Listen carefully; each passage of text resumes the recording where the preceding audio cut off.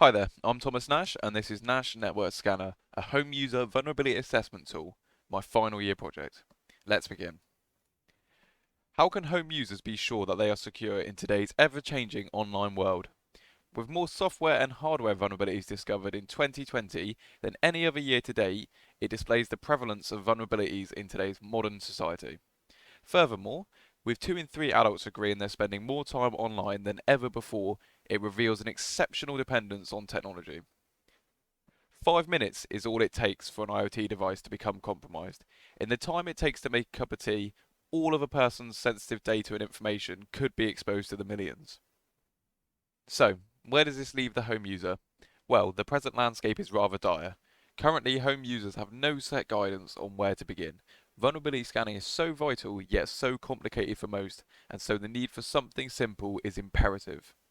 The current tools available are accompanied by an overwhelming amount of information, leading to a counterintuitive solution. As a result, home users tend to be unsure of how to proceed with the results following their vulnerability assessment. Among other things, the price of these tools is often unappealing, with a copy of Nessus Pro coming in at roughly £3,500. Home users have the choice between their privacy and their financial comfortability. This is where Nash Network Scanner comes in, designed to break the mold and provide a simple solution the home users desperately needed. It is built from the ground up with the user in mind, providing a comprehensive and understandable solution. The home user encounters a minimal interaction interface partnered with straightforward step-by-step instructions. Nash Network Scanner is entirely transparent with the user, letting them know exactly what data is being held and how the program is working. What does this solution aim to achieve? Nash Network Scanner aims to bring light to a dark part of the online world by ensuring home users recognise and understand what is happening within their network.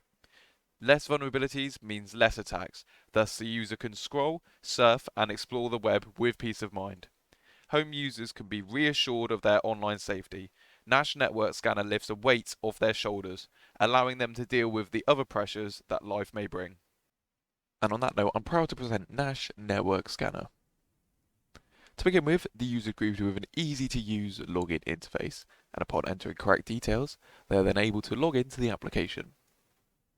From here, they're then given a little bit of light reading about the application itself, and then just below that, they are then able to start their security journey. They are then greeted with an easy-to-follow step-by-step guide on how to set up the application. First, the user will start by downloading the agent to their computer. Once this agent is downloaded, they're able to easily extract it and then double tap the shortcut to start the application. From here, they can then come back to the web interface and run a network discovery. Once the agent has picked up this network discovery, it will then scan the network and pass the data to the database. From here, the user is then able to come to the web application and view all the devices that are currently within the user's network. From here, they are also able to start a full scan to scan the whole network for any vulnerable devices. Once the user has pressed this, once again the scan will be passed back to the agent, and once picked up by the agent, the user is then able to come back to the devices page in order to view the progress of the scan. From here, we're going to take a little break because it will take a few minutes to complete the scan depending on the amount of devices within the network. And we're back. So as you can see, there are currently 2 devices on the network that are going to require the user's attention.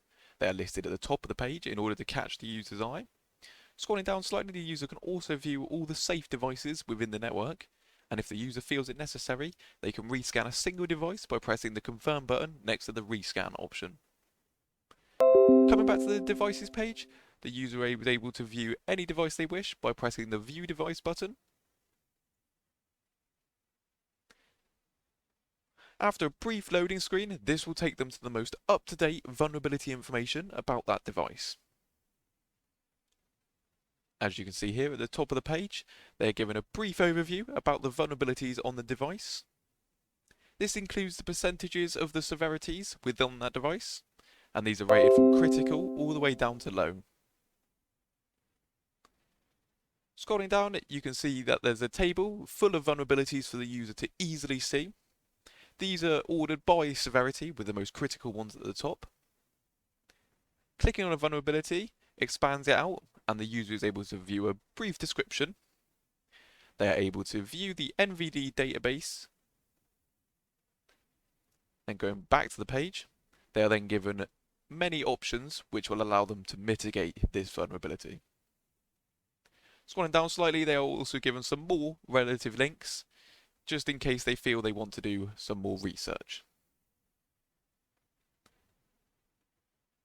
Going back to the devices page, the user is also able to come over to the menu section and change the current view of the page. This view will give the user an overall topology of the current network and helps give them a good understanding of how the network is laid out. From here, the user can then click on any device that they wish to view. Furthermore, if the user wishes to view historical records, they're able to come to the History tab down here, select a historical record, and then view that one. As you can see, it lets them know that it is a historical record, just to ensure there is no mix-up. Coming back to the devices page, once the user has completed what they are doing, they are then able to come up to the top right and press the logout button to end the session. Once logged out, the user can also come down to the taskbar here, right-click the agent icon, and they are able to close the application. Furthermore, they are also able to manually run a scan, check the status of a scan, and cancel a scan if necessary. However, this usually isn't necessary, as the application can run completely autonomously in the background.